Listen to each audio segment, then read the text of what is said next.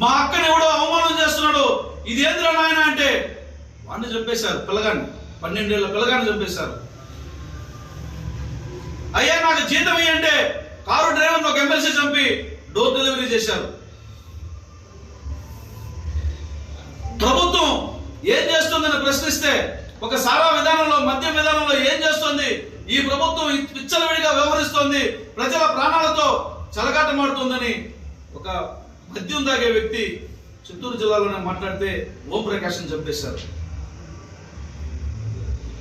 అలాంటి మీరు మీ పాలన మీద విరక్తి చెంది విసిగిపోయి వేసారిపోయి ప్రజా పాలన కోరుకుని జూన్ 4న ఒక అద్భుతమైనటువంటి తీర్పు వెలువడితే ఆ తీర్పు కోసం ప్రజలందరూ కళ్ళలో ఒత్తిలేసుకొని ఎదురు చూశారు. ఎప్పుడు జూన్ 4 ఉదయం వస్తుందా, ఎప్పుడు కౌంటింగ్ ప్రారంభమవుతుందా, ఎప్పుడు ఆ దుర్మార్గుడు రాక్షసుడు పాలన నుంచి తప్పుకున్నాడు అన్నటువంటి ప్రకటన వెలువడుతుందని ఆసక్తిగా ఎదురు చూసిన రోజు ఆంధ్రప్రదేశ్ ప్రతి ఇల్లు, ప్రతి గడప చిరునవ్వుతో పులకించిన రోజు అది. అంతెందుకు మీ తల్లి చెల్లి కూడా చిరునవ్వుతో పులకించిన రోజు అది. ఆ రోజుని అపహాస్యం చేయాలనుకుంటారా? వాడెవడో మా ఊర్లో ఒక సామెత ఉంది, తాగే నీళ్ళలో దడ్డుగడిగిపోయేవాడు అంటప్పుడు.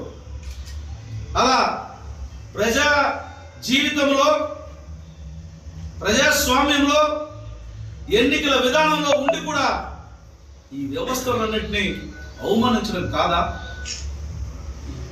ఈ వ్యవస్థల ద్వారా ప్రజల్లో ఒక మనిషిగా నిలబడి, ఒక నాయకుడిగా చెప్పుకొని, ఒక మాజీ ముఖ్యమంత్రిగా చెప్పుకుంటున్నటువంటి నువ్వు ప్రజల తీర్పు పట్ల చేస్తున్నటువంటి హేళన మాటలకు ప్రజలు మరింత గుణపాఠం చెప్తారు. కొన్ని వేల మంది ఉద్యోగులు, కోట్ల మంది ఓటర్లు, కోటాను కోట్ల మంది వీక్షకులు ఓట్ల విధానంలో ఓట్లేస్తే ఆ తీర్పుని అవహేళన చేస్తావా?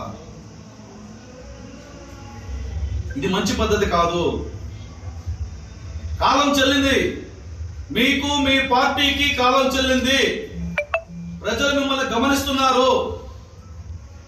ప్రజలు చాలా చాలా తెలివైన వాళ్ళు. నీ డైవర్షన్ పాలిటిక్స్ కి, నీ కన్నింగ్ పాలిటిక్స్ కి, నీ తలతెక్క పాలిటిక్స్ కి, నీ అహంకారపూరితమైనటువంటి పాలిటిక్స్ కి ప్రజలు ఎప్పుడూ సమాధి కట్టేశారు. అరుంధతి సినిమాలో పాశుపతిని సమాధిలో గట్టి పెట్టినట్టు గట్టి పెట్టేశారు. నువ్వు ఎగబడినా, నువ్వు ఇంకేమైనా చేసినా ఆ సమాధిలోంచి రావడం అసంభవం. అధికారం అన్నది నీకు కళ. ఇన్ని కాదు ఇంకిన్ని కుట్రలు చేసినా ఆఖరికి ఓట్లేసే ప్రజల్ని అవమానిస్తావా?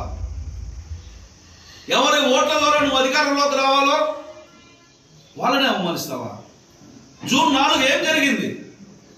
ఎందుకు వెనుకోడు అంటే ప్రజలు నీకు వెనుకోడు పొడిచారా? అంటే నీ ప్రజలను నువ్వేమనుకుంటున్నావు? ఓటర్లను నువ్వేమనుకుంటున్నావు?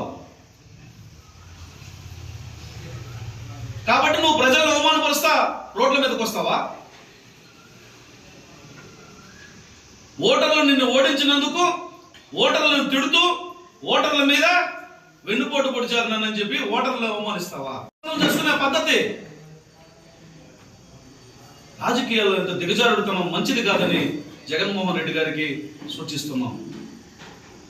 నేను ఇంకా మిగతా నాయకులందరూ కూడా ఒకటే చెప్తున్నా, మీరు ప్రజలను అవమానిస్తున్నారు, ఓటర్లు అవమానిస్తున్నారు. మీకు ఓట్లు వేయలేదని, ఇతరులు గెలిపించారని మాకు వెన్నుపోటు పొడిచారు అని చెప్పి ప్రజల ముందుకు వచ్చి తగుదునమ్మా అని ప్రజల కోసం మాట్లాడుతున్నట్టు ప్రజల దగ్గరకు వచ్చి ప్రజలు పొడిచినటువంటి పోటు గురించి మీరు మాట్లాడతారా? నాకు తెలిసి భారతదేశంలోనే కాదు, సుమారుగా 40-50 దేశాల్లో ప్రజాస్వామ్యం ఉంది. ప్రజాస్వామ్య దేశాలు, అధ్యక్ష పాలన సాగుతున్నటువంటి దేశాలు 40-50 ఉంటాయి. సుమారు 200 దేశాలు ఈ భూమండలం మీద ఉంటే ఈ 200 దేశాల్లో అధ్యక్ష పాలన ఉన్న లేదంటే రాజరిక పాలన ఉన్నా, లేకపోతే ప్రజాస్వామ్య డెమోక్రటిక్ సెటప్ లో 2-3 రకాలు ఉన్నటువంటి పాలన కొనసాగుతున్న ఫెడరల్ సిస్టమ్ ఉన్నటువంటి దేశాల్లో ఉన్న ఏ దేశంలో కూడా ప్రజలని అవమానపరిచినటువంటి రాజకీయ నాయకుడు లేడు. ఇదేం పరిపక్వత ఇది? ఆ పార్టీలు ఎవరు లేరా? అతనికంటే మూర్ఖత్వం. మరి మిగిలిన వాళ్ళు కూడా చాలా సంవత్సరాల రాజకీయాల్లో ఉన్నటువంటి వాళ్ళు కూడా మూల పనిచేయదా? ఎక్కడ ఉండదు. వారు ఓట్లేసి వాళ్ళకి కావాల్సినటువంటి ప్రభుత్వం ఎన్నుకుంటే మాకు పోటు పొడిచారా మీరు అని చెప్పి రోడ్ల మీదకి వస్తారా? ఎంఆర్ఓలకి కలెక్టర్లకి ఏమైనా వినతి పత్రం ఇస్తారు మీరు? వెన్నుపోటు పొడిచారు ప్రజల్ని కాబట్టి వాళ్ళకి ఏమి ఇయ్యద్దంటారా? వాళ్ళు వెన్నుపోటు పొడిచారు కాబట్టి వాళ్ళ మీద చర్యలు తీసుకుంటారా? దేనికోసం? మతి భ్రమించిందా? అధికారం పోగానే అహంకారం నెత్తికెక్కి ఆడిన ఆటలకి మతిపోయి మతి భ్రమించి చంచలత్వంతో రాజకీయాలు చేస్తున్నారా? ఏమైనా పత్రం ఇస్తారు? ప్రజలు మిమ్మల్ని ఓడిస్తే ప్రజల మీద కక్ష కడతారా? ప్రజలను అవమానిస్తారా? ఓటర్లను అవమానిస్తారా? ఇది మంచి పద్ధతి కాదు. రాజకీయంగా కూటమి ప్రభుత్వం నారా చంద్రబాబు నాయుడు గారి నేతృత్వంలో ఏవైనా తప్పులు చేస్తే ప్రశ్నించండి. ప్రజలు మంచి చేయకపోతే నిలదీయండి.